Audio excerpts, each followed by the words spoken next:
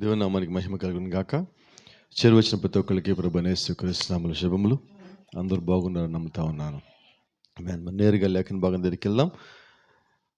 రెండవ రాజులో మనకందరికి బాగా పరిచయం భాగం రెండవ రాజులు 2వ అధ్యాయము 7వ వచనం నుంచి మనం చదువుకుందాం.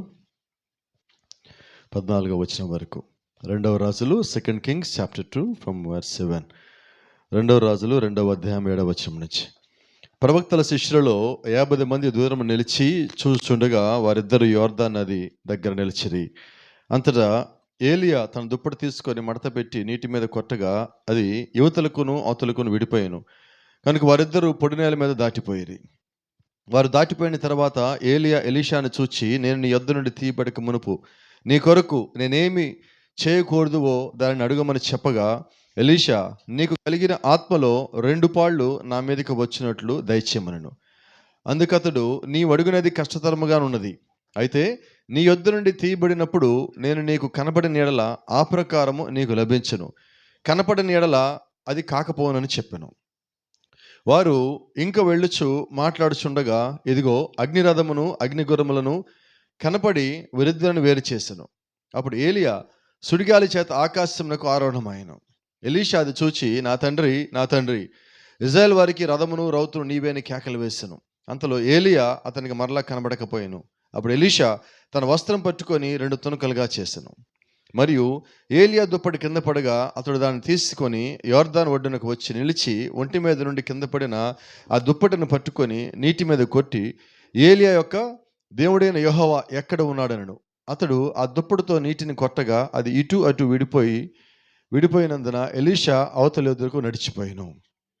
ఆమేన్. ప్రార్థించుకుందాం. మహాపరిషుద్ధుడా, జీవముల దేవా, జీవాధిపతి నాయన, ఉదయకాల సమయంలో మరోసారి మేమందరం ఈ రీతిగా నీ యొక్క వాక్యం అనే బల్ల చుట్టూ చేరి ఉంటాయి. నువ్వు చూపించిన మహాకృపను బట్టి మమ్మల్ని అందరినీ క్షేమంగా ఇక్కడ చేర్చిన దాన్ని బట్టి నీకు వందనస్తుమైనా ప్రభువా. ప్రయాసతో భారంతో అన్నిటిని పక్కన పెట్టి నీ వాక్యం కింద చేరటానికి నువ్వు మాకు ఇచ్చిన అవకాశం బట్టి నీకు వందనస్తులమై ఉన్నాం ప్రభువా. ఇదిగో నాయన, మా అందరి హృదయాలు తెరవబడి పలకబడే ప్రతి మాట మేము లోపల తీసుకుంటూ సహాయం దయచేయండి. నీ ఆత్మతో మా ఆత్మను సంధించండి. మాకు ఏది కావాల్సి ఉన్నదో నిశ్చయంగా దాన్ని పొందుకునే కృప మాకు అనుగ్రహించమని మా అందరిని ప్రభా నీ దీవెన హస్తాలకు అప్పగి చెప్పుకుంటూ ప్రభు అయిన యేసుక్రీస్తు నీ నామమందు ప్రార్థిస్తూ ఉన్నాం. ఆమేన్. God bless you. దయచేసి కూర్చుందాం. Praise the Lord. ఆమేన్. దేవుని నామానికి మహిమ కలుగును గాక. కొద్ది మాటలు మనం ఈరోజు ప్రభు చేత మధ్య తీసుకుందాం. ఈ చదివిన లేఖన భాగం దాదాపులా మన సంఘంలో ఉన్న వాళ్ళందరికీ దాదాపుగా పరిచయం. వర్తమానం ఎరిగిన ప్రతి ఒక్కళ్ళకు కూడా ఇది ఒక 100 సార్లు 200 సార్లు ఉండొచ్చు. అయితే మనం ఎంత మాట్లాడినా బైబిల్లోంచే మాట్లాడాలి. బైబిలే మనకి అబ్సల్యూట్ అయింది. బైబిలే మన యొక్క సరిహద్దు అయి ఉన్నది. దాని లోపల నుంచే మనం ఏవైనా తీసుకోవాలి, ఏవైనా మాట్లాడాలి. అయితే దేవుని యొక్క గ్రంథము ఎప్పుడు మనకు కొత్తగానే ఉంటుంది. మనం చూసే హృదయం కలిగి ఉండాలి కానీ అది ఎప్పుడు నూతనంగానే ఉంటుంది, నూతన బలాన్ని ఇచ్చేది కానీ ఉంటుంది, ప్రతిసారి కొత్త కోడాన్ని చూపించేది కానీ ఉంటుంది. Praise the lord. ఒకసారి మన లేఖను కానీ చూసినట్లయితే ప్రారంభం చూద్దాం. చూడండి, 9వ వచనం 8.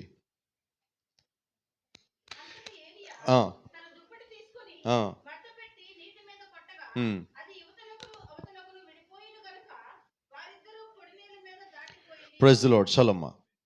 అయితే ఇక్కడ మీరు గమనించండి, ఈ అధ్యాయం మొదటి నుంచి కానీ మీరు చూసినట్లయితే ప్రతిసారి ఏలియా ఏం చేస్తారంటే ఎలీషాను ఆపుతా ఉన్నాడు. అర్థమవుతుందా మనకి? ప్రతి చోట. 2వ అధ్యాయం మొదటి వచనం చదువుదామా? యెహోవా సుడిగాలి చేత ఏలియాను ఆకాశముకు ఆరోహణ చేయబోచున్న కాలమున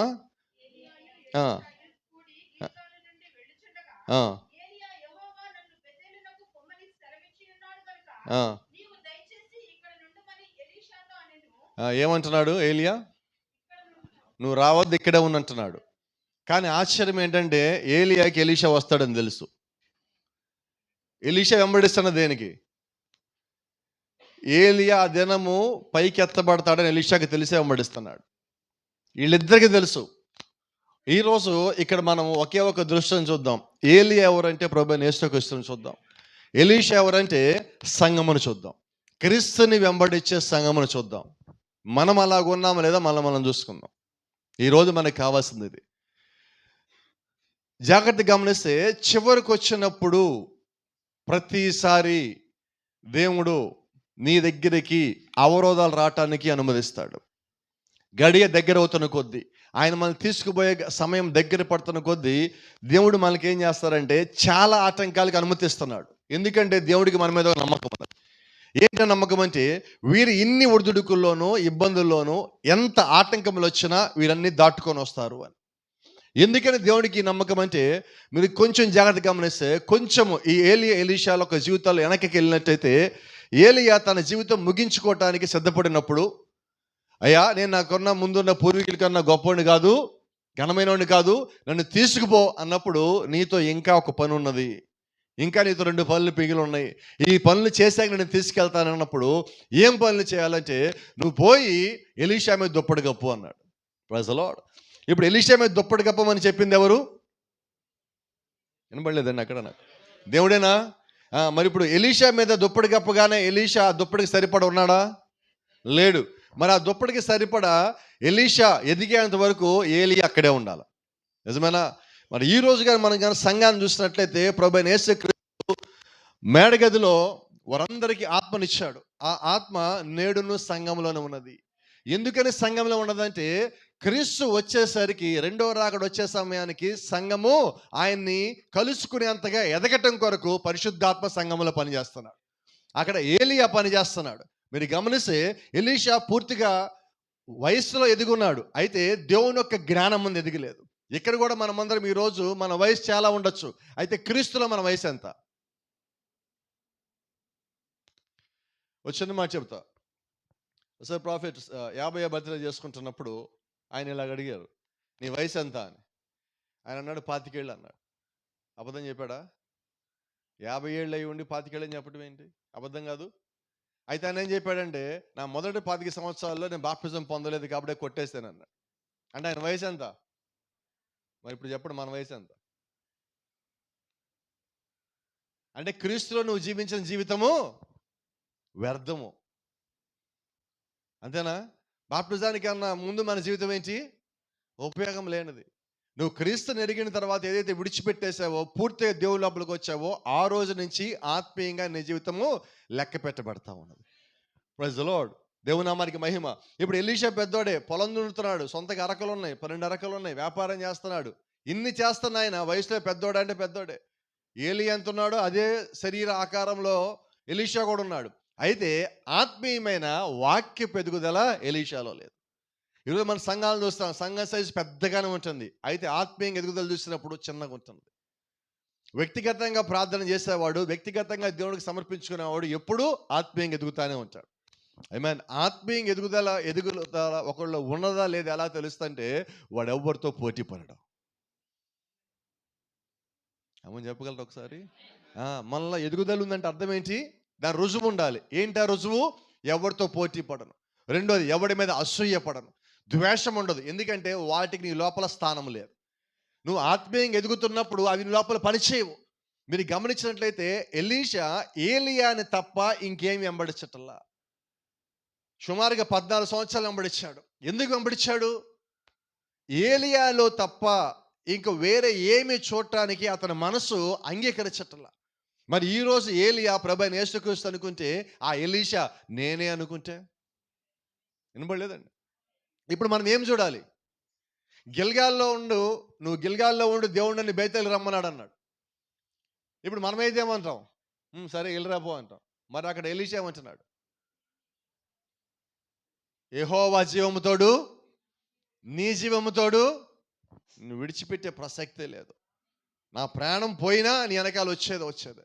మరి నిజంగా ఈరోజు మనం కానీ యేసుక్రీస్తుని అలా కానీ వెంబడించినట్లయితే క్రీస్తు మనల్ని వదిలిపెడతాడా అంటారు.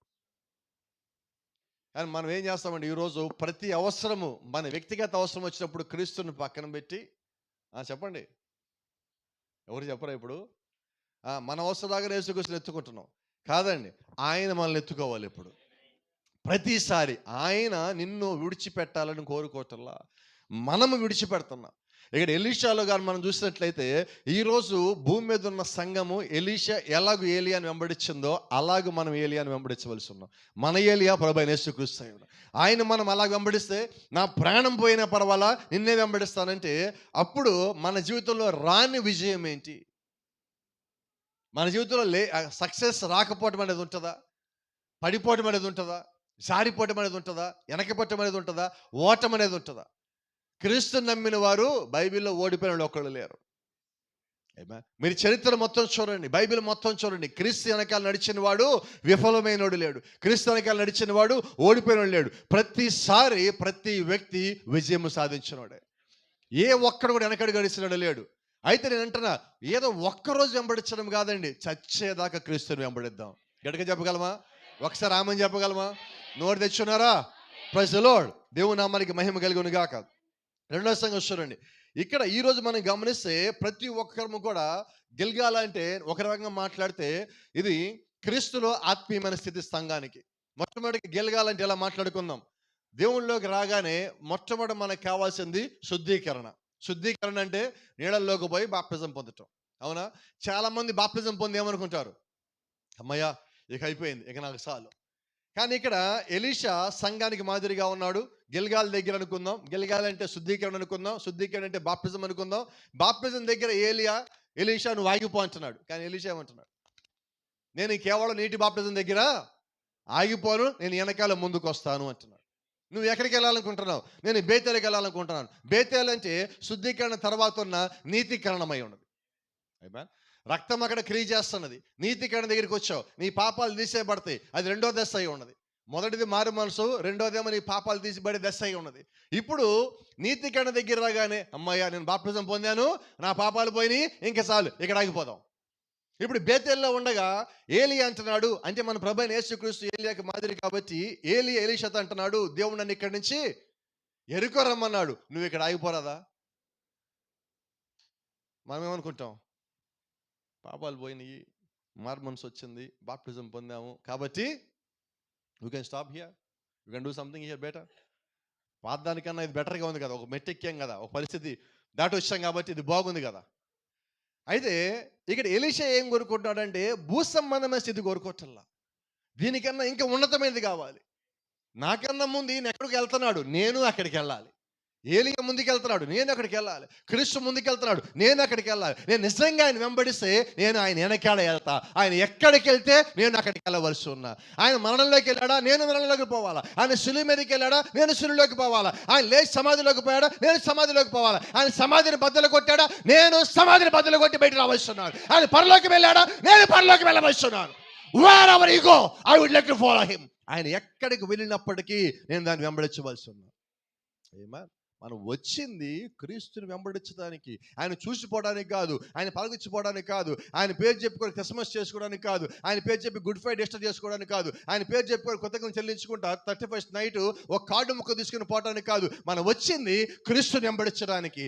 ఆయన ఎక్కడికి వెళ్ళాడో అక్కడికి తీసుకుపోతా నమ్మకం నువ్వు కలిగి ఉన్నప్పుడు, తీసుకెళ్లేదాకా ఆయన ఒక ఆత్మ నీ చుట్టూ కంచి వలె ఉంటుంది. ఆయన ఒక కన్ను నీ మీద ఉంటుంది, ఆయన ఒక కన్ను దృష్టి నీ మీద ఉంటుంది, ఆయన చాచిన హస్తము నీ మీద నిలబడి ఉంటుంది. ఆయనను విడువను, గట్టిగా చెప్పచ్చా, విడువను ఎడబాయనంటున్నాడు. ఎప్పటిదాకంటే నువ్వు ప్రారంభించిన ప్రయాణము గిల్గాలు, బేతేలు, యెరికో, యొర్దాను, ఈ 4 దశలు నువ్వు దాటేంత వరకు ఆయన అంటున్నాడు నిన్ను విడువను.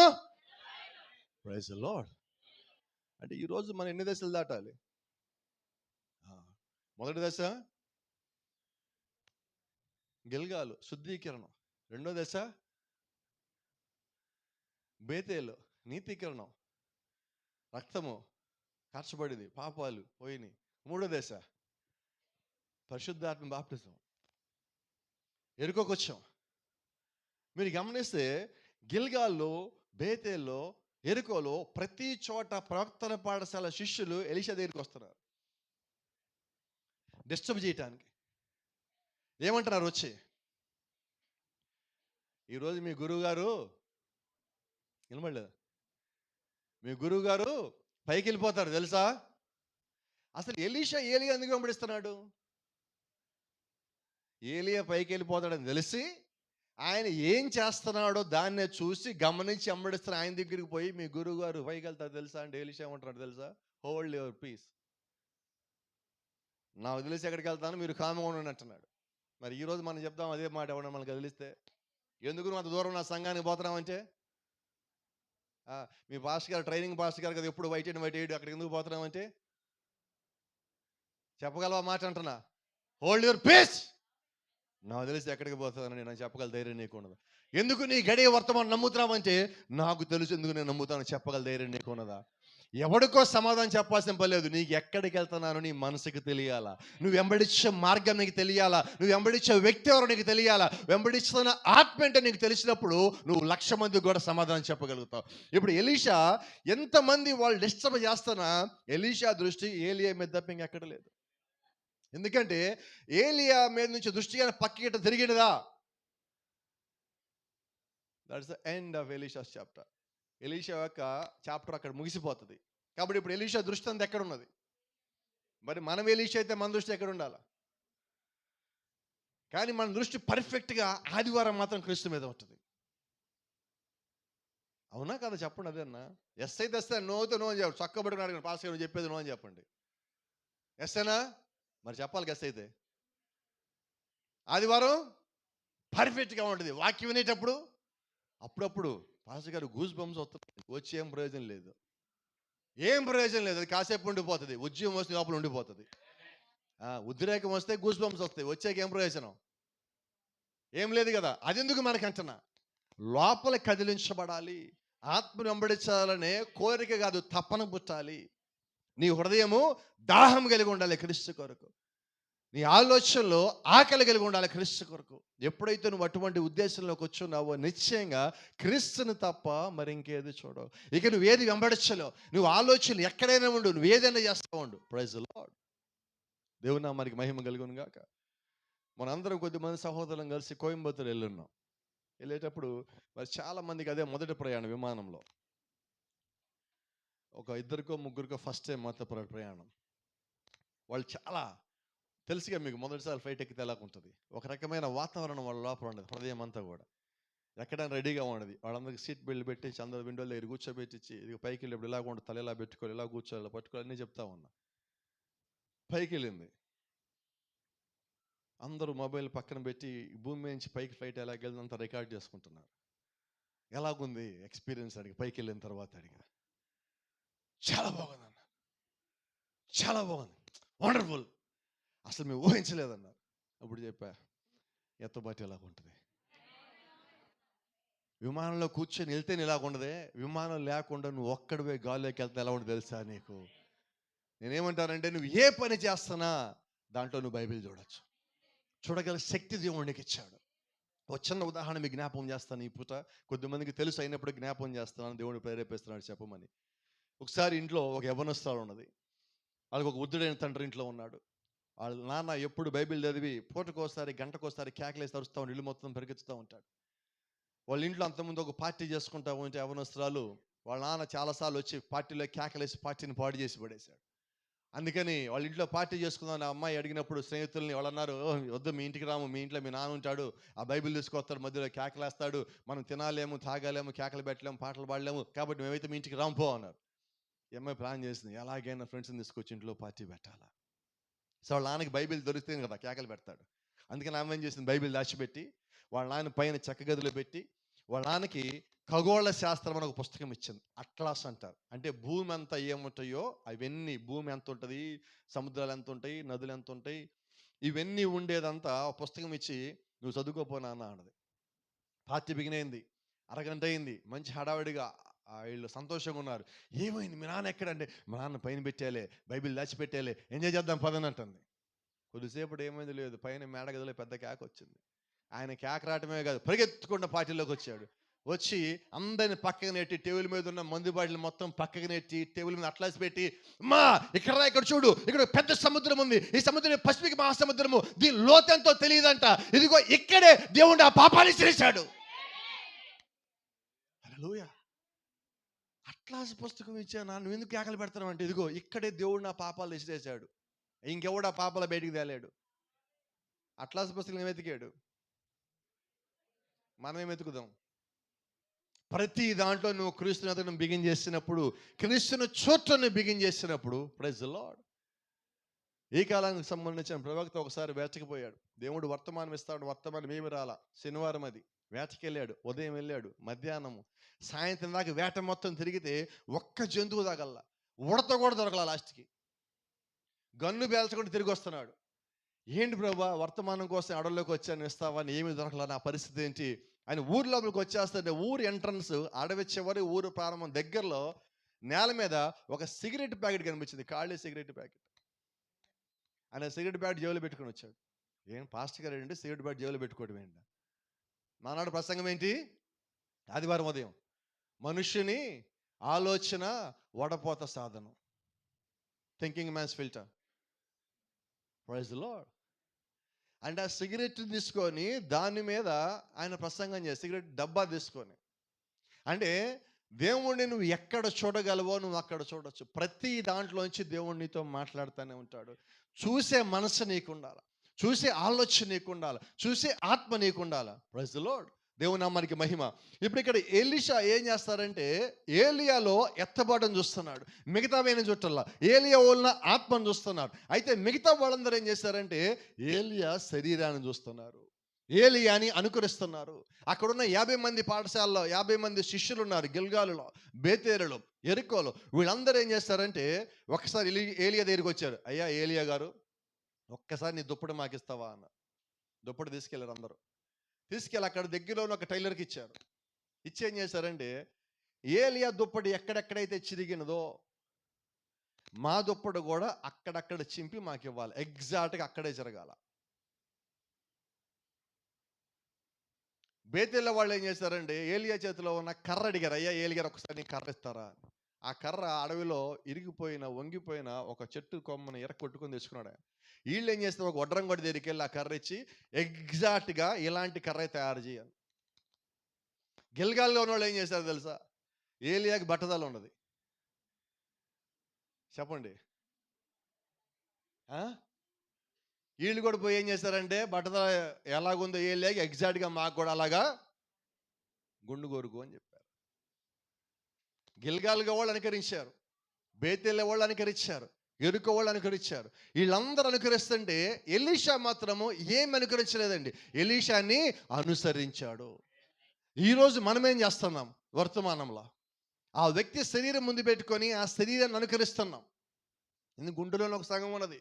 ప్రవక్త 3 సార్లు ఇడిరికి టేబుల్ మీద కొట్టాడు, నేను కూడా 3 సార్లు కొడతా. ఇదేంటిది? ఏం చేస్తారు వీళ్ళు? గిల్గాలు ఆగిపోయారండి. గిల్గాల్ బ్యాచ్ ఇదంతా. అంటే దేవుణ్ణి వెంబడించినప్పుడు నువ్వు ఆత్మను చూస్తావు కానీ మనిషిని అనుకరించవు. Praise the lord. ఆత్మను వెంబడించేవాడు అనుకరణ చేయలేడండి. ఎందుకంటే బైబిల్ చెప్తోంది, అనుకరించేవారు పాతాళానికి పోతారు. అవునా? దీనికి ఒక చిన్న ఉదాహరణ చెప్తాం, మనకి అందరికి తెలిసినదే. అనుకరించే వాళ్ళు పాతాళం నుంచే వస్తారు. తెలిసేనా? నిజమైన మాట. ఇప్పుడు మీరందరూ ఇక్కడ ఉన్నారు, చాలా మందికి మీకు వ్యక్తిగతంగా మీ కుటుంబాల్లో ఒక అనుభవం ఉన్నది. ఇంకా ప్రత్యేకించి వీళ్ళు అడుగోపాలు రణితందుల నుంచి వచ్చి వీళ్ళకి బాగా తెలిసింది సంగతి. ఎవరైనా చచ్చిపోయిన తర్వాత మనుషులు వారం రోజుల్లో ఆ చచ్చిపోయిన వాళ్ళు మనుషుల మీదకి వస్తారా రారా? ఏమో ఇంకా మనవే చెప్పు. వస్తారా? ఎక్కడి నుంచి వచ్చారు వాళ్ళు? పాతాళం నుంచి. చచ్చిపోయిన వాళ్ళు రాలేదు. మీకు తెలిసే సంగతి, చాలాసార్లు చెప్పుకున్నాం. పాతాళంలో ఉన్న ఆత్మలు చచ్చిపోయిన వాళ్ళ వలె వచ్చి మనుషుల మీదకి అనుకరిస్తాయి. చచ్చిపోయినాడు పాతాళంగా పోయాడు. వీళ్ళు వచ్చినది ఎవరు? ఇప్పుడు పాతాళంలో లూసిఫర్ దూతలు వచ్చినాయి. అవునా? ఇప్పుడు అనుకరించే వాళ్ళు ఎవరు? అది సంగతి. మరి వర్తమానంకి వచ్చి అనుకరిస్తే ఎక్కడైనా లూసిఫర్ అనుకరణ చేస్తే కొత్తది ఏది రాదు. దేవుడు చేసిన దాన్ని అనుకరించేదే లూసిఫర్ పని. ఇక్కడ ఎలీషా ఏం చేస్తారంటే అనుకరణ చెయ్యడు. ఎందుకంటే ఆత్మను వెంబడించే వాళ్ళు అనుకరణ చేయలేరు. ఆత్మను వెంబడించే వాళ్ళు ఆత్మ వెనకాల వెళ్తా ఉంటారు తప్పితే మిగతా అనుకరించాల్సిన పనే లేదు. Praise the lord. దేవుని నామానికి మహిమ. అలాగే ఈ కాలము వర్తమానికం చూసి అనేక మంది మీసాలు తీసేసుకున్నారు, మేము కూడా ఆయనలాగా ఉండాలని. మరి ఆయనకి బట్టతల కూడా ఉందే, ఏం చేయాలి ఇప్పుడు? ఎందుకు చేసుకుంటారు? ఇది సారదయ్యం, ఇది పిల్లదయ్యం, ఇది కుట్టి దెయ్యం, అయ్యేం పెద్ద దెయ్యాలు. ఇంకా కొంతమంది ఈరోజు ఏం చేస్తారు తెలుసా, మీసాలు ఉండే పరిశుద్ధాత్మ ఉండదు. మరి యేసుక్రీస్తుకి మీసాలు ఉన్నాయా? ఏలియాకి మీసాలు ఉన్నాయా? ఎలీషాకి మీసాలు ఉన్నాయా? బాప్తిస్మం ఇచ్చే యోహానికి మీసాలు ఉన్నాయా? మరి వాళ్ళకి లేదా ఆత్మ? వాళ్ళకి లేదన్నాడుకి లేదు. అంతే కదా. క్రీస్తుని వెంబడించడం తెలియక వీళ్ళు లోకాన్ని వెంబడిస్తారు. లోకం వీళ్ళు చచ్చిపోక ఇంకా వ్యక్తుల్ని వెంబడిస్తున్నారు. ఈరోజు వర్తమానం వచ్చింది, నువ్వు వాక్యాన్ని వెంబడించు అని చెప్పటానికి, నువ్వు ఆత్మను వెంబడించు అని చెప్పటానికి. ఎలీషా వలె నీవు కూడా ఏలియాని వెంబడించినప్పుడు లోకం మొత్తం నిన్ను ఎన్ని చోట్ల ఆపినా, ఎన్ని రకాల ఇబ్బంది చేయాలని చూసినా, ఎన్ని రకాల నిన్ను ఆటంకపరచాలని చూసినా, వాటిని దాటి వెంబడించడానికి దేవుడు ఒక కృప ఎలీషాకి ఇచ్చున్నాడు. ఎందుకని ఈ మాట మాట్లాడతానంటే, ఏలియాని ఎలీషా దగ్గరికి పంపించి దుప్పటి కప్పమని చెప్పింది దేవుడు, అంతేనా? మరి ఇప్పుడు దుప్పటి కప్పమని చెప్పిన దేవుడు ఎలీషాని వాడుకోకుండా ఉంటాడా? ఖచ్చితంగా వాడుకుంటాడు. కాబట్టి ఇప్పుడు ఎవరి మీద దుప్పటి పడిందో వాడు అనుకరించడు. ఆమేన్. Praise the lord. దేవుని నామానికి మహిమ. ఎప్పుడైతే గిల్గాల్ దాచారు, బేతేలు దాచారు, ఎరికో దాచారు, ఇక మిగిలింది ఏంటి? యోర్దాను. యోర్దాను అంటే మరణము. మీరు గమనించినట్లయితే గిల్గాల్ నుంచి ఎలీషాతో పాటు ప్రవక్తల పాఠశాల శిష్యులు వెంబడించారు, బేతేల్ నుంచి వెంబడించారు, ఎరికో నుంచి వెంబడించారు. అయితే వీళ్ళు ఎక్కడ దాకా వచ్చారంటే యోర్దాన్ దగ్గర రాగానే అందరు అక్కడ ఆగిపోయారు. చాలామంది బేతేలు దాడుతున్నారు, గిల్గాల్ దాడుతున్నారు, బేతేలు దాడుతున్నారు, ఎరికో దాడుతున్నారు. ఎక్కడ ఆగిపోతున్నాం? మరణం దగ్గరికి వచ్చేసరికి భయం పట్టుకుంటుంది. మీరు గమనించినట్లయితే ప్రభువైన యేసుక్రీస్తుకు సిలువ వేసినప్పుడు శిష్యులు ఎంతమంది ఉన్నారు? ఒక్కడు. ప్రకటన గ్రంథం రాసిన యోహాను, వధువుకు సాదృశ్యమైన యోహాను ఎవరు నిలబడ్డారు? ఒకడే నిలబడ్డాడు. ఎందుకని? మరణానికి భయపడి అందరూ బారిపోయారు. కానీ ఒకడికి మాత్రం దేవుడికి ఎప్పుడు ఉంటాడు. ఇక్కడ ఏలియా వెనకాల కూడా రావటానికి బేతేల్ నుంచి ఎంతమంది వచ్చారు, గిల్గాల్ నుంచి ఎంతమంది వచ్చారు, ఎరికో నుంచి ఎంతమంది వచ్చారు, గుంపులు గుంపులు వచ్చారు. కానీ చివరికి వచ్చేసరికి ఒకడే నిలబడి ఉన్నాడు. అంటే పిలువబడిన వారు అనేకులు, ఏర్పరచబడిన వారు కొద్దిమంది. ఒకసారి ఒక చిన్న బాతు కథ మీకు చెప్పండి. ఈ పూట లూయిస్విల్లే, జెఫర్సన్విల్ అని ఒక 2 ఊర్లు ఉన్నాయి అమెరికా దేశంలో. లూయిస్విల్ నుంచి ఒక బాతు బయలుదేరింది. ఈ బాతు ఏమంటుందంటే, ఇక్కడ ఎండాకాలం వస్తుంది, ఇక్కడ నీళ్ళు అయిపోతాయి, అక్కడికి కానీ మనం వెళ్తే, జెఫర్సన్ నుంచి లూయిస్విల్ బయలుదేరి, లూయిస్విల్లో పెద్ద నది ఉన్నది, అక్కడికి కానీ మనం వెళ్తే అక్కడ ఎప్పుడు ఎండిపోదు, 365 రోజులు నీళ్ళు ఉంటాయి, బయలుదేరదాం పదా అన్నది. అన్ని బాతులన్నీ అవును కరెక్ట్, ఈ మాట ఏదో బాగోదు, పోదాం పదా పోదాం పదా అని. కొద్ది దూరం బయట రాగానే వీళ్ళు బయలుదేరి వచ్చిన ఆ చిన్న చిన్న గుంటలు మొత్తం ఎండిపోతూ ఉన్నాయి. ఇవన్నీ అనుకున్నాయి, ఈ ముందు చెప్పిన లీడర్ బాతు కరెక్టే చెప్పింది మనకి అని కొంచెం ముందుకు వచ్చాక వీళ్ళు దాటొచ్చిన గుంట కన్నా కొంచెం పెద్ద గుంట కనిపించగానే ఇవన్నీ మేము ఇక్కడ ఆగిపోతాం అన్న. మళ్ళీ ఆ ఊరిలో కొన్ని బాతులు అన్నాయి, ఈ గుంటలు ఎండిపోతాయి మాకు తెలుసు, మేము వెనకాల వస్తాం పదా అన్న. మళ్ళీ కొద్ది దూరం వెళ్ళాక ఇంకా పెద్ద గుంటలు కనిపించాక కొన్ని ఆగిపోయినాయి. కానీ ఆశ్చర్యం ఏంటంటే ఈ ముందున్న లీడర్ బాతు మాత్రం అరుచుకుంటూ వెళ్తానే ఉన్నది. ఎక్కడి దాకా వెళ్ళిందంటే లూయిస్విల్లాలో ఉన్న పెద్ద ఎండిపోయిన నది దగ్గర దాకా అది అలా అరుచుకుంటానే వెళ్తానే ఉన్నది. కానీ ఆశ్చర్యం ఏంటంటే ప్రారంభించినప్పుడు ఉన్నవన్నీ చివరికి వెళ్ళావు. Praise the lord. యేసుక్రీస్తుకి పరిచయం చేసేటప్పుడు ఎన్ని వేల మంది వెంటబడ్డారు? ఆయన కొండ మీద ప్రసంగం చేశాక ఎన్ని వేల మంది భోజనం చేశారు? సిలువ వేసినప్పుడు ఎంతమంది ఉన్నారు? అదే సంగతి. అంటే అద్భుతాలు ఆశ్చర్యాలు అంటే అందరు పరిగెత్తాం, పొలమని పరిగెత్తాం, గుంపులు గుంపులుగా. మరణం అంటే ఎవరు రావు. ఇప్పుడు ఇక్కడ ఎలీషా యోర్దాన్ మరణం అని తెలుసు. అయితే ఏలియా ముందేం చేస్తారంటే దుప్పటి మడత పెట్టి ఆ మరణం అనే యోర్దాన్ని చీల్చి పాయలు చేసి లోపలికి వెళ్ళిపోయాడు. ఎలీషా ఏమి ఆలోచించాలా, నా ముందు ఆయన వెళ్తున్నాడు, నేను వెళ్ళిపోతా అని చెప్పి ఈయన కూడా వెనక వెళ్ళిపోయాడు. ఆశ్చర్యం ఏంటంటే వీళ్ళు దాన్ని పాయలు చేసి అడుగులా ముందుకేసి వెళ్తుంటే వెనకాల మళ్ళీ నీళ్ళు కలిసిపోతున్నాయి, ఇంకొక అడుగు ముందుకేస్తే మళ్ళీ కలిసిపోతుంది. అంటే వీళ్ళు ఎక్కడికి వెళ్ళారంటే ఆరిని నేల మీద నడుచుకుంటూ యోర్దాను మధ్యలోకి రాగానే చుట్టూతా నీళ్లు ఉన్నాయి, అంటే చుట్టూతా మరణం ఉన్నది. ఇప్పుడు ఎలీషా ఎక్కడ నిలబడ్డాడు? ముందు ఏలియా, వెనకాల ఎలీషా. ఇప్పుడు ఏలియా అంటున్నాడు, ఇంతవరకు నన్ను వెంబడించావు అంటే మరణం వరకు నువ్వు వెంబడించావు, నన్ను మరణం లోపల కూడా వచ్చేసావు, నా నుంచి నేను తీయబడక మునుపు నీకేం కావాలో చెప్పు. ఇప్పుడు ఏలియాలో ఉన్న ఆత్మ ఎలీషా పొందుకుంటే తప్ప ఈ యోర్దాన్ని చీల్చి మళ్ళీ వెనక్కి రాలేడు. ఏమా ఇప్పుడు యేసుక్రీస్తు కూడా సిలువ మీదకి వెళ్ళిపోయాడు. నువ్వు కూడా ఆయన వెనకాల సిలువలోకి వెళ్ళిపోయినట్లయితే బైబిల్ చెప్పినట్టుగా నీవు కూడా క్రీస్తులో పాతి పెట్టబడి ఉన్నావు. నువ్వు తిరిగి లేవాలి లేదా తిరిగి నువ్వు రావాలి అంటే ఏం చేయాలంటే ఆయన ఒక ఆత్మ నీకు కావాల్సి ఉన్నది. Praise the lord. ఇప్పుడు ఏలియాకి ఏ ఆత్మ కావాలి, ఎలీషాకి ఏ ఆత్మ కావాలంటే ఏలియాలో ఉన్న ఆత్మ మాత్రమే కావాలి. ఇక వేరే ఆత్మ ఏది ఎలీషా మీద పనిచేయదు. అయితే ఏలియా అంటున్నాడు, ఏం కావాలి నీకు? నీలో ఉన్న ఆత్మ నాకు 2 పాళ్ళు కావాలి. ఇప్పుడు ఇది ఏలియా చేతిలో ఉందా? లేదు. అయితే ఏలియా అంటున్నాడు, నువ్వు అడిగింది కష్టమైనది, అయితే అసాధ్యము కాదు, కష్టమైనది. నేను నీకు మరలా కనిపించినడలా నువ్వు అడిగింది నువ్వు పొందుకుంటావు అని ఇంకా మాట్లాడుతూ ఉండగానే అగ్నిరథం వచ్చి ఆయన తీసుకుని వెళ్ళిపోయాడు. మీరు జాగ్రత్త గమనించండి, ఎప్పుడైతే అగ్నిరథం వచ్చి ఏలియాను పైకి తీసుకెళ్ళిపోయినదో ఎలీషా ఒక కేక పెట్టాడు. జ్ఞాపకం ఉండదా మీకు? ఒకసారి చెప్పగలరా కేక అంటూ? నా తండ్రి, నా తండ్రి, ఇశ్రాయేలుకు రథమును రౌతును నీవే. ఈయన కేకలు పెడుతున్నాడు. ఈ కేకలు ఎక్కడి వరకు వెళ్ళినాయి అంటే ఏలియానే చూస్తున్నాడు. ఏలియా కనబడకుండా వెళ్ళిపోయాడు. కనబడకుండా ఉన్నంత వరకు ఈయన బాగానే ఉన్నాడు. కనబడకుండా వెళ్ళిపోగానే ఈయన ఒక కేక పెట్టాడు, అయ్యా ఇశ్రాయేలుకి రథము రౌతు నువ్వే అంటే. ఈయన అంటున్నాడు, ఏలియా వెళ్ళిపోయాడు భూమి మీద నుంచి, ప్రభువా ఇక నువ్వే ఇశ్రాయేలుకి రథము రౌతువి, నడిపించేవాడివి నువ్వే, వీళ్ళందరినీ ఎటువంటి మార్గంలో తిప్పవలసిన వాడు నువ్వే, ఇక మాకు దిక్కెవడు లేడు, నీవే దిక్సూచి అని చెప్పి కేక పెట్టాడు. అంటే దేవుడిని రంగం మీదకి పిలుస్తున్నాడు. ఈ కేక పూర్తి కాలేదు, ఇంకా పైనుంచి ఒక దుప్పటి, ఏలియా వదిలిపెట్టిన దుప్పటి, ఆ చిరిగిపోయిన దుప్పటి ఎలీషా మీద పడింది. బైబిల్ చెప్తా ఉన్నది, తన మీద పడిన దుప్పటి తీసి, ఆ దుప్పటి నేరుగా పోయి కింద పడలా, తన మీద పడిన దుప్పటి, ఏలియా విసిరేసిన దుప్పటి కరెక్ట్గా ఎలీషా మీద పడింది. అది ఏమై ఉన్నదంటే ఎలీషాకి ఏలియా ద్వారా వచ్చిన అభిషేకమై ఉన్నది. ఏలియా యొక్క ఆత్మ ఎలీషా మీద పంపించబడింది. ఎప్పుడైతే ఆ ఆత్మ ఎలీషా మీదకి వచ్చిందో ఎలీషా కేక పెట్టడం మానేశాడు. ఎందుకని కేక పెట్టలేదు? ఇప్పుడు ఎలీషాకు ఒక సంగతి అర్థమైంది.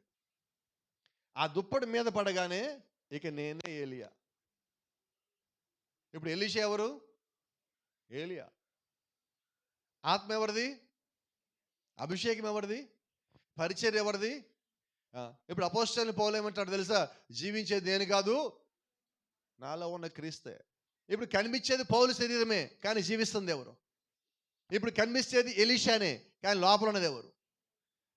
అదే రకంగా ఈరోజు మనము ఎలీషా అయినట్లయితే, ప్రభు అయిన యేసుక్రీస్తు ఆత్మ మన లోపలికి కానీ వచ్చినట్లయితే మరి జీవించేది ఎవరు? మరి ఆ కేక మనం ఎప్పుడు పెడదాం? ఇప్పుడు ఎలీషా ఏమయ్యాడు? When Elijah's spirit come upon Elisha, Elisha was just like Elijah. ఏలియాలో ఉన్న ఆత్మ ఎలీషాలోకి రాగానే ఇప్పుడు ఎలీషా ఏమయ్యాడంటే ఏలియా ఎలాగైతే ఉన్నాడో సేమ్ అలాగే తయారయ్యాడు. ఇప్పుడు ఈయన దుప్పటి తీసుకున్నాడు. మీరు బైబిల్గా చదివినట్లయితే ఏలియా ఎలాగో మడత పెట్టాడో ఎలీషా అలాగే మడత పెట్టాడు. ఒక చిన్న మరి జ్ఞాపకం చేస్తున్నా ఇక్కడ. వీటన్ని స్థితులు దాటేటప్పుడు ప్రతి చోట ఏలియా ఆపుతానే ఉన్నాడు. వద్దు, గిల్గాలు ఆగిపో, బేతేలు ఆగిపో, ఎరుకో ఆగిపో, మర్దాన్ ఆగిపో, అన్ని చోట్ల ఆపుతానే ఉన్నాడు. ఈయన ఆగాడా? ఈరోజు కూడా నిన్ను ప్రతి దశలో అపవాదిని ఆపడానికి ప్రయత్నించినప్పుడు దేవుడు వాటికి అనుమతిచ్చాడు. ఎందుకంటే నువ్వు చివరి దాకా వచ్చినప్పుడే ఆ ఆత్మ నువ్వు పొందుకోగలవు. ఆ చివరి దాకా వచ్చినప్పుడే ఆ ఎత్తబాటుని నువ్వు చేరుకోగలవు. ఆ చివరి దశ నువ్వు దాటినప్పుడు మాత్రమే నీ శరీరం యొక్క మార్పును నువ్వు పొందుకోగలవు. ఈరోజు ఎలీషా ఎలాగైతే యోర్దాన్లో బలముగా నిలబడి ఉన్నాడో సంఘము కూడా అలా బలంగా నిలబడాలి. నేను ఎక్కడంటే అక్కడ ఆగిపోతానంటే దేవుడు మనల్ని తీసుకోలేడండి, దేవుడు మనల్ని వాడుకోలేడండి. నువ్వు దేవుడు వెనకాల రావలసి ఉన్నావు. ఒక మాట చెప్తా, వివాహం కాకముందు మన మీద ఎంత బరువు ఉంటుంది? నువ్వు చదువుకున్న బరువే. లేదా ఇంట్లో వాళ్ళ కష్టాలు తెలిసినప్పుడు నీ కొరకు ఎంత ఖర్చు పెడతారో ఆ బరువు అక్కడ నీ మీద ఉంటుంది. వివాహం అయ్యాక చెప్పండి. బరువు ఎక్కువైంది తక్కువైందా? పిల్లలు పుచ్చాక, వాళ్ళు కొంచెం పెద్ద అయ్యాక. అయితే నేనేమన్నానంటే, ఈ భూ సంబంధమైన బరువు నీ మీద పెరుగుతానే ఉన్నది. అయితే క్రీస్తులో నీ ప్రయాణము ఒక్క అడుగు కూడా ఆపద్దు. నువ్వు క్రీస్తు వైపు ఆ బరువు పట్టుకొని నడుస్తూ ఉన్నప్పుడు ఆ బరువుని తగ్గించే బాధ్యత దేవుడిది. మీ భారమును నా యొద్ద మోపుడి, మీ భారం నాకు ఇచ్చేయని అంటున్నాడు. అయితే మనం ఏం చేస్తున్నామంటే, మన కుటుంబం గురించి మనం పడే అంత భారము ప్రపంచం ఇంకెవ్వడు పడ్డనట్టుగా మనం పడుతున్నాం. అయితే నేనంటాను, నువ్వు భారం పడుతున్నావు నిజమే, నేను కాదంటలే. అయితే ఈ భారము క్రీస్తుకి అప్పచెప్పేసి, క్రీస్తుకి అప్పచెప్పిన తర్వాత నువ్వు కాదు మోసేది, ఆయన మోస్తాడు. నేను ఇంకో సంగతి చెప్పనా, నీ కుటుంబ భారమే కాదు, నీ భారంతో కూడా కలిపి దేవుడు మోసేవాడై ఉంటాడు. అయితే మనం ఏం చేస్తాం, ఆయనకి అనుమతి పెట్టాలా, ఆయనకి పర్మిషన్ పెట్టాలా, నేనే మోయాలి, నేనే కష్టపడాలి, నేనే చేయాలి, నేనే అనుకున్నప్పుడు నీ లోపల ఫ్రస్ట్రేషన్ పెరుగుతున్నది, ఉద్రేకం పెరుగుతున్నది, ఆవేశం పెరుగుతున్నది, కోపం పెరుగుతున్నది, బలమైన నిర్ణయాలు తీసుకోలేకపోతున్నావు, బలహీనతలో పడిపోతున్నావు, త్వరగా నిర్ణయాలు మార్చుకుంటున్నావు. ఇవన్నిటికీ కారణం ఏంటంటే, నువ్వు బలంగా దేవుని యొక్క వాక్యాన్ని వెంబడించలేకపోతా. ఎలీషాలాగా వెంబడిస్తే ఈ దారి రాలేవు, కష్టంగా ఉంటుంది, గుంటలు ఉంటాయి, గతుకులు ఉంటాయి, కొండలు ఉంటాయి, మార్గాలు ఉంటాయి, రాళ్ళు దాటాలి, ముళ్ళు ఉంటాయేమో, అయినా నేను వస్తా. మనం కూడా ప్రభు అని వెనకాల వస్తానంటే అది కఠినమైన దేవుని నడిపించడా, ఇబ్బంది నడిపించడా? ఎన్నిసార్లు అండి ఇక్కడ మన కుటుంబంలో ఎన్నిసార్లు కొన్ని సమస్యలు వచ్చినప్పుడు ఇక నా జీవితంలో ఇంక అయిపోయింది అనుకోలేదు, దేవుడు ఎత్తుపట్టలేదా? ఎన్నిసార్లు ఆర్థికపరమైన ఇబ్బందులు వచ్చినప్పుడు ప్రభువా దీన్ని ఎలా దాటాలనుకుంటే ఎలాగ దాటామో తెలియకుండా దేవుడు దాటచ్చలేదు. ఒకటా రెండా? ఎన్నిసార్లు మంచాలో పడుకుంటే దేవుడు మనల్ని పైకి లేపాడు. ఊహించ రీతిగా మనం చచ్చిపోతాం, అయిపోతాం అనుకున్నప్పుడు కూడా దేవుడు మనల్ని పైకి లేపాడా లేదు? మరి ఇన్ని చేసిన దేవుణ్ణి ఇప్పుడు ఎందుకు నమ్మలేకపోతున్నామంటే, నువ్వు రెండో దశ దగ్గర, మూడో దశ దగ్గర ఎక్కడో చోట ఆగిపోయి ఉన్నావు. నీ పాదములు ఎక్కడ ఈ భూ సంబంధమైన బురదలో ఇరుక్కుపోయి నేను రానికుండా ఆపుతున్నాయో, నువ్వు ప్రార్థన చేస్తే దేవుడు నీకు తెలియచేయడా? అక్కడి నుంచి బయటికి తీసుకురావడానికి, నువ్వు బయటికి రావాలని కోరిక, ఆశ, తపన కలిగి ఉన్నప్పుడు ఆ మార్గము దేవుడు నీకు తెరవడా? ఎలీషా కొరకు దేవుడు ఏలియాని పంపించి దుప్పటికి ఎప్పించిన దేవుడు ఎలీషా నిమిత్తము పరిచర్య సిద్ధం చేయకుండానే ఎలీషాని ముగిస్తాడా? ముగించడు కదా. మరి అలాగే ఆయన యొక్క పరిశుద్ధాత్మని సంఘం కొరకు విడిచిపెట్టిన దేవుడు సంఘంలోంచి ఎత్తబాటు లేకుండానే సంఘాన్ని ముగిస్తాడా? ముగించడు కదా. మరి ఎలీషాలాగా మనం కూడా వెంబడిస్తే చివరిదాకా సాధ్యమేనా? ఒక చిన్న మాట, ఎలీషా మీద దుప్పటికి అప్పగానే ఎలీషా ఏం చేశాడు? తనకున్న ఎన్ని వదిలిపెట్టి నేను దేవుడు వెనకాల, ఎలీయా వెనకాల నడుస్తా అన్నాడు. మనకి సాధ్యమేనా? నో. సాధ్యమేనా? చేయగలవా? చెయ్యాలని ఉంది, లేదంటలేదు, మిమ్మల్ని తక్కువ చేయట్లేదండి. నేను లోపల మాత్రం బలంగా ఉన్నది, ఇలాగే ఉండాలి నేను కూడా. కానీ మనకున్న పరిస్థితులు, మనకున్న కుటుంబం, మనకున్న సామాజిక స్థితి, వీటన్నిటిని మనం ఏం చేస్తామంటే వీటన్నిటిని పరిగణలో తీసుకుంటాం. నేనంటాను, వీటన్నిటిని పరిగణలో తీసుకో. ఇవన్నీ ఒక పక్కన, ఇటు పక్కన ఎవరు ఉండాలి? ప్రభు అయినా యేసుక్రీస్తు ఉండాలి. నువ్వు ఆయన తీసుకొచ్చి ముందు పెట్టినప్పుడు ఇవన్నీ చిన్నదైపోయాయి. నీ పరిస్థితి చిన్నదైపోయింది, నీ ఇబ్బంది చిన్నదైపోయింది, నీ అవసరం చిన్నదైపోయింది, అన్ని చిన్నదైపోయింది. అందుకని దేవుడు అంటాడు, లోకంలో ఉన్నవాడి కన్నా ఎవరిలో ఉన్నవాడు? మనమది నీలో ఉన్నవాడని చెప్పకూడదు. చెప్పేటప్పుడు ఏం చెప్పాలా? లోకంలో ఉన్నవాడి కన్నా నాలో ఉన్నవాడు గొప్పవాడు. అంటే ఇప్పుడు నీలో ఉన్నవాడు గొప్పవాడైతే ఇప్పుడు నువ్వు ఎవరిని నమ్మాలా? ఓ చిన్న మాట, నీ సమస్య పెద్దది అన్నావంటే నీలో ఉన్నవాడిని చిన్నవాడిని చేసేవాడిని. నాలో ఉన్నవాడు గొప్పవాడైతే సమస్య, ఇబ్బంది, శోధన, బలహీనత, వ్యాధి, ఆతంకము, అవరోధము, అడ్డుబండ, ఇవన్నీ చిన్నవి. ఎవరిని బట్టి? నువ్వు దేన్ని నమ్మావో దాన్ని బట్టి, నువ్వు దేన్ని చూసావో దాన్ని బట్టి. ఇప్పుడు ఎలీషా ఏం చూసారంటే, ఇన్ని ప్రాంతాల్లో పోతున్నా కూడా ఏలియాలో ఉన్న ఆత్మ గొప్పది, నేను ఆయన వెంబడించవలసి ఉన్నా. మన ఏలియా ప్రభు అయిన యేసుక్రీస్తు, ఆయనలో ఉన్న ఆత్మ గొప్పదైతే అదే మనం వెంబడించవలసి ఉన్నాం. ఆ పరిశుద్ధాత్ముడినే మనము వెంబడించవలసి ఉన్నాం. ఆయన వెంబడించిన ప్రతిసారి ఆటంకం రాదా? వస్తుంది. నువ్వు క్రీస్తు నమ్మిన ఆటంకం వస్తుంది, నమ్మకపోయిన ఆటంకం వస్తుంది. అయితే తేడా ఏంటంటే నమ్మిన వారికి నమ్మని వారికి, నమ్మిన వారికి పరిశుద్ధాత్మ కూడా తోడుగా ఉంటాడు. దాన్ని ఎలాగ దాటాలో నేర్పిస్తాడు. ఇప్పుడు ఏలియా సమస్యలు వస్తాయని చెప్పినప్పుడు ఎలీషా దాన్ని వింటున్నాడు. అయితే ఏలియా వెనకాల వెళ్తున్నాడు కాబట్టి ఏలియాని దేవుడు ఎలాగ నడిపించాడో వెనకాల నడిచేవాడు అలాగ నడిపిస్తాడు. అయితే ఆత్మ లేకుండా వెంబడిస్తే ఏమవుతుంది? ఐగుప్తు నుంచి కనాను వచ్చేటప్పుడు ఎర్ర సముద్రం దగ్గర ఒక సంఘటన జరిగినది, జ్ఞాపకం ఉండదా మీకు? వారందరి కొరకు దేవుడు ఎర్ర సముద్రాన్ని పాయలు చేశాడు. ఇక్కడ యోర్దాను పాయలు చేసినట్టుగానే ఆరణ నేల మీద తూర్పు గాలి విస్తరణ చేసిన తర్వాత ఆరణ నేల మీద వాళ్ళందరూ దాటిపోయారని బైబిల్ చెప్తా ఉంటుంది. వారందరూ దాటిపోయిన తర్వాత వెనకాల ఐగుప్తీయులు వారి సైనికులు అనుకున్నారు, మన బానిసలే దాటిపోయారు, మనం కూడా దాటిపోదాం పదండి అన్నాడు. ఏమైంది? మునిగి చనిపోయారు. వాళ్ళ దగ్గర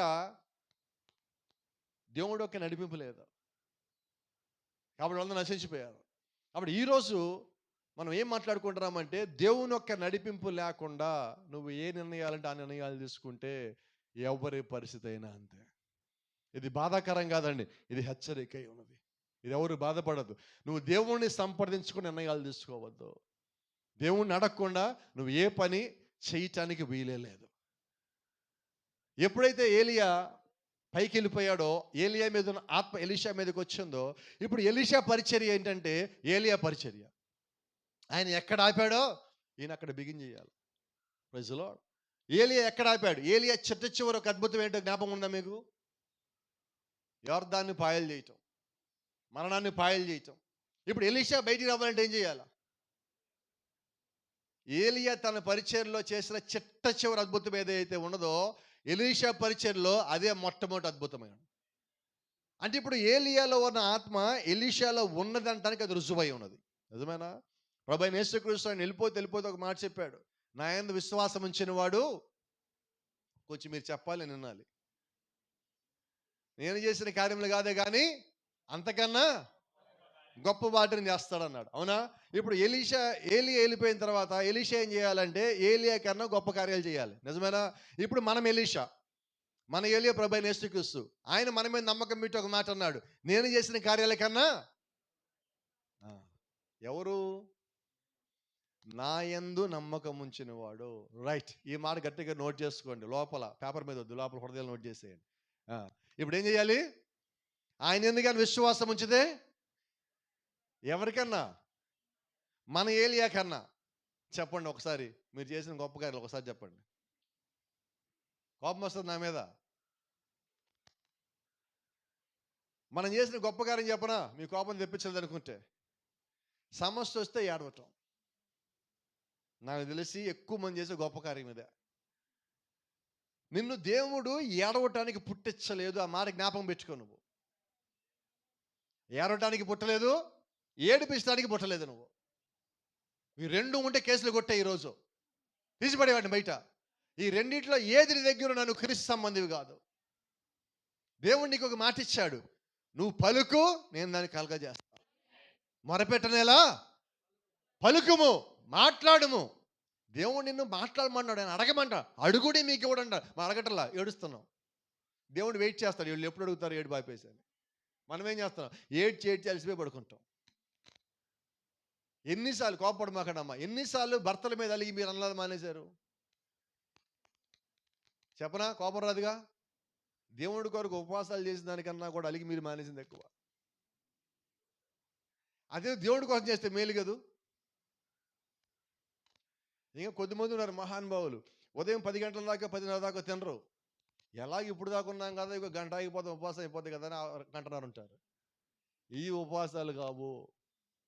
ఇది దేవుని వెంబడించడం కాదు. నీ హృదయం దేవుడికి ఇవ్వాల నువ్వు. సో దాన్ని బట్టి ఒక బలం తెచ్చుకో. 11 గంటల్లో ఏం తినకుండా ఉన్నానంటే నేను ఉపవాసం చేయగలనమాట, రేపొద్దున ఉపవాసం అంటాను.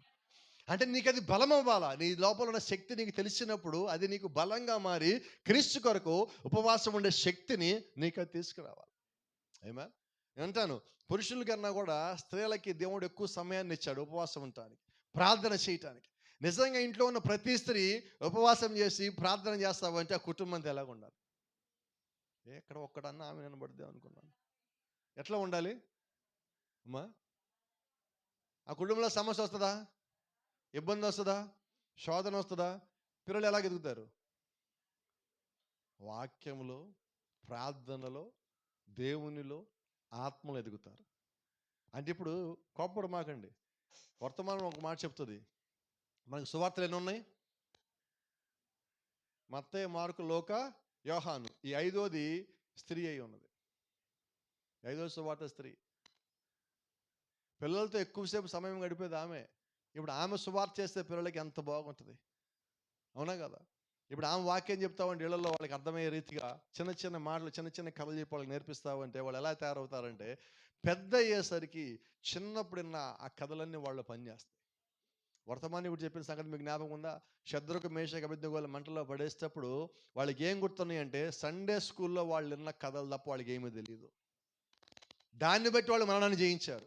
అంటే చిన్నప్పుడు వాళ్ళ తల్లి చెప్పిన మాటలను బట్టి ఆ ముగ్గురు మరణాన్ని జయించారు. మరి మన ఇళ్ళలో మనం తల్లి పాత్ర తీసుకుందామా, సువార్త పాత్ర తీసుకుందామా? ఏం ఆమెలు రావట్లేదు ఎక్కడా కూడా. నోళ్ళు తెస్తే చెప్పండి, ఇంటి దగ్గర పెట్టొస్తే వద్దు. తీసుకుందామా? కొంచెం గట్టిగా చెప్పండి. మన బాధ్యత కూడా అదేనండి. వాళ్ళు ఆ బాధ్యత తీసుకునేలాగా మనం కూడా ఉంటే వాళ్ళు ఖచ్చితంగా తీసుకుంటారు, అవునా? యజమాని పని యజమాని చేసినప్పుడు యజమానురాలు పని యజమానురాలు చేస్తారు, అవునా? వాళ్ళది చేసే విధంగా మనం కూడా ఉండాలి. ఏలియా చూడండి, ఎలీషా తనను వెంబడించేలాగా ఉంచుతున్నాడు కాబట్టి ఎలీషా వెంబడించగలిగాడు. ఆటంకపరిస్తే ఆటంకాలు వస్తాయి అంటున్నాడు, ఆటంకపరచలేదు ఏలియా ఎక్కడ కూడా. అలాగే ఇంటి యజమానురాల్ని ఆటంకపరచొద్దు, మార్గం చూపించండి, నడిచేలా చూపించండి. వాళ్ళు మేలైన దాంట్లో అడుగులేస్తున్నప్పుడు ముందుకెళ్ళేలాగా మనం కూడా సహకరించాలి. అయితే చాలామందికి ఏమనంటే ఒక అలవాటు ఉంది, మన దగ్గర ఎవరు లేదనుకోండి కానీ చెప్పలేండి, సందర్భం వచ్చిందిగా, ఈమె నన్ను దాటిపోతుంది ప్రార్థనలో, వాళ్ళు దాటిపోతే నీకు మేలు అంట నేను. ఎందుకంటే నీకన్నా ఎక్కువగా నీ భార్య ప్రార్థన చేస్తుంటే ఆ ప్రభావం నువ్వు పనిచేసే చోట కూడా ఉంటుంది, నువ్వు నడిచి వచ్చే చోట ఉంటుంది, నీ ప్రయాణంలో ఉంటుంది. Praise the lord. అటువంటి రీతిలో మనం మారాలని దేవుడు ఆశపడతా ఉన్నాడు. నువ్వు పరిపూర్ణమైన చిత్తంతో, పూర్ణ బలముతో నువ్వు దేవుని వెంబడించాలి. సగం సగం వెంబడిస్తే గిలగాలు ఆగిపోవాలా, ఎరుకలు ఆగిపోవాలా, యోర్దాను దగ్గర బయట ఆగిపోవాలా, ఎక్కడో చోట నువ్వు ఆగిపోవాలా.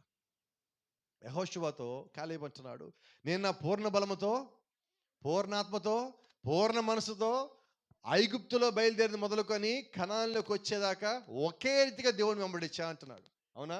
మరి ఇప్పుడు మనం ఎలాగ వెంబడించాలి? ఎలీషా ఎలాగ వెంబడించాడు? ఎక్కడన్నా ఆత్మ తగ్గిందా? మనం పూర్ణాత్మ అంటే మనము అసంపూర్ణ ఆత్మతో వెంబడిస్తున్నాం. మనం సంపూర్ణమైన ఆత్మ దేవుడు మనకిస్తే మన లోపల ఇంకొక ఆలోచన వస్తుందా? రాదండి. పూర్ణ మనసుతో వెంబడిస్తే ఇంకొక ఆలోచన వస్తుందా? ఎలీషాకి ఇంకొక ఆలోచన ఉన్నదా? కాలేబుకి ఇంకొక ఆలోచన ఉన్నదా? మోషేకి ఇంకొక ఆలోచన ఉన్నదా? యెహోషువకి ఇంకొక ఆలోచన ఉన్నదా? లేదండి. అయితే మీరు చూడండి, బిలాము కూడా వెంబడిస్తున్నాడు. అయితే బిలాముకి మధ్యలో రాగానే డైవర్ట్ అయిపోయి పక్కకు పోయాడు. ఇస్కరియోతు యోధా పక్కకి రాగానే, ఆలోచన రాగానే మళ్ళీ పక్కకి వెళ్ళిపోయాడు. సౌలు ఆలోచన రాగానే పక్కకి వెళ్ళాడు. దావీదు పక్కకి వెళ్ళాడు. ప్రతి ఒక్కళ్ళు ఎక్కడ చోట పడిపోతున్నాడు. దేవుడు వాడిని అనుమతించాడు. అయితే దాన్ని దాటుకొని వచ్చిన వాళ్ళే పరిపూర్ణులై ఉన్నారు. ఈరోజు పరిపూర్ణత వైపు దేవుడిని నడవమని పిలుస్తున్నాడు. గమనించండి, నువ్వు పడిపోవటానికి నీ ఎదుట ఒక మార్గం తెరవబడిందంటే అర్థము నువ్వు ఎన్నికలో ఉన్నావని. ఆమేన్. నన్ను తప్పించడానికి అపవాది ఒక తప్పుడు మార్గం నా ముందు పెట్టాడు అంటే అర్థం ఏంటి? నేను సరైన మార్గంలో వెళ్ళటానికి కావాల్సిన అర్హత దేవుడు నాకు ఇచ్చున్నాడని. దానిలో తప్పించడానికి అపవాది మార్గం తెచ్చాడు. ఇప్పుడు నేనేం చేయాలంటే ప్రార్థన ద్వారా అడుగులు ముందుకేస్తున్నప్పుడు, వాక్యాన్ని ముందు పెట్టుకుని నడుస్తూ ఉన్నప్పుడు, ఏలియాను ముందు పెట్టుకుని నడిచిన ఎలీషా వలె, ఆత్మను ముందు పెట్టుకుని నడిచిన సంఘము వలె, క్రీస్తు ఎదుట పెట్టుకుని నడిచే విశ్వాసం వల్ల నేను కూడా అడుగులు ముందుకేస్తున్నప్పుడు ఆ మార్గము సరైంది కాదని దేవుడు నాకు తెలియజేస్తాడు. నువ్వు దాంట్లోకి వెళ్ళొద్దు, ఇది నేను నీకు ఇచ్చిన మార్గము కాదు, అది తప్పుకొని వచ్చినప్పుడే నువ్వు నా మార్గంలో ముందుకు రాగలుగుతావని దేవుడు నాకు నిశ్చయంగా తెలియజేస్తాడు. అయితే నా ముందున్న మార్గము సరైందా కాదా అన్నది ప్రార్థనలోనే నాకు తెలియాలి. వాక్యము ద్వారానే, వర్తమానం ద్వారానే, విన్న వాక్యము ద్వారా నాకు తెలియాలి, కానీ ఎవరో ఒక వ్యక్తి చెబితే కాదు. ఇప్పుడు ఎలీషాకి ఎంతమంది చెప్తున్నారు, ఎంతమంది ఆపుతున్నారు? ఎంతమంది ఆపితే ఎలీషా ఏమంటున్నాడు? నాకు తెలుసు, మీరు ఎవరకుండా. ఎలా చెప్పగలుగుతున్నాడు? ఏలియాని అందరూ చూశారు, ఏలియాలో ఉన్న ఆత్మను ఎలీషా చూశాడు. ఈరోజు క్రీస్తు బొమ్మ పెట్టుకుంటున్నాం, మనం ఫోటోలు పెట్టుకుంటున్నాం, వాక్యాలు దగ్గర ఇస్తున్నాం ఇంట్లో. ఇదే సరిపోయింది, అమ్మయ్య మా ఇల్లు మొత్తము వాక్యంతో నిండిపోయినది. ఇల్లు మొత్తం నువ్వు వాక్యంతో పెయింట్ వేసిన, బైబిల్లో పేజీలు మొత్తం చింపేసి అతికించుకున్నా కూడా ఆ ఇంట్లో దేవుడు ఉండడు. మరి ఎలా ఉంటాడు? ఎక్కడ ఉండాలి దేవుడు? ఇంట్లోనా ఒంట్లోనా? ఒంట్లో ఎక్కడ ఉండాలా? చిన్న మాట చెప్తాను, ముగిస్తున్నాను. మన శరీరంలో కూడా 3 భాగాలు ఉన్నాయి మనలో. శరీరము, ప్రాణము, ఆత్మ. శరీరంలో దేవుడు ఉంటాడా? ప్రాణంలో ఉంటాడా? ఎక్కడ ఉంటాడు? మరి ఆత్మ ఎక్కడ ఉన్నది? హృదయంలో ఉన్నది. ఇప్పుడు దేవుడు ఎక్కడ ఉంటాడు? మనం ఏమనుకుంటున్నాం, ఇంట్లో ఒక వాక్యం పెట్టేసి, ఒక క్యాలెండర్ పెట్టేసి, ఒక యేసుప్రభు ఫోటో పెట్టేసి, మా ఇంట్లో యేసుప్రభు ఉన్నాడండి. పడక గదిలో ఒక బొమ్మ, వీధిలో ఒక బొమ్మ, వరండాలో ఒక బొమ్మ, కిచెన్లో ఒక బొమ్మ, అన్ని బొమ్మలు పెట్టేసుకొని ఏమనుకుంటున్నాం, మా ఇల్లంతా యేసుప్రభే ఉన్నాడు. నీ పిచ్చి భ్రమ అది. క్రీస్తు బొమ్మల్లో ఉండడు, నీ హృదయంలో ఉండాలని కోరుకుంటున్నాడు ఆయన. మరి బొమ్మల్లో పెట్టి నువ్వు తృప్తి పడతావా? హృదయంలోకి ఆహ్వానించి ఆయన వెనకాల నడుస్తావా? కొంచెం గట్టిగా చెప్పండి, చెప్పేది ఏదో బలంగా చెప్పరాదా? ఇంతసేపు పరిచయం ఒక గంట ఒక్క నిమిషం మీరు చెప్పలేరు నాతో పాటు. ఎక్కడా? కొంచెం గట్టిగా చెప్పండి. అందరొద్దు, పెంచేవాళ్ళే చెప్పండి. ఎవరి హృదయంలో? నా హృదయంలో. నా హృదయంగానే క్రీస్తుకిస్తే యేసుక్రీస్తు అంటాడు, ఇక మీదట మనిషి కుమారుడు తలవాల్చుకోవడానికి స్థలము లేదు అని అనను అంటాడు ఆయన. అప్పుడేమంటాడు ఆయన? అదిగో ఫలానా వాళ్ళ హృదయం అన్నది, నేను వారి లోపలికి వచ్చినాను కాబట్టి నేను ఈ మాట అనాల్సిన పని లేదంట. కాబట్టి అటువంటి గొప్ప సంగతి దేవుడు మనకిచ్చాడు. ఎలీషాలాగా మనం కూడా వెంబడిద్దాం. ఆమేన్. క్రీస్తును చేరేంత వరకు ఆ ఎత్తబాటుకి సాక్షి అయి ఉన్నాడు ఎలీషా. ఎందుకంటే ఒక దినం ఎలీషా కూడా అలాగే వెళ్ళవలసిన వాడు. ఈరోజు మనము కూడా క్రీస్తు యొక్క ఆత్మకి సాక్షి అయి ఉన్నాం. ఆయన ఆత్మను పొందుకుని మొదలుకొని మనము ఆయన వలె ప్రవర్తించవలసిన వారమై ఉన్నాం. God bless you. దేవుడు మిమ్మల్ని దీవించును గాక.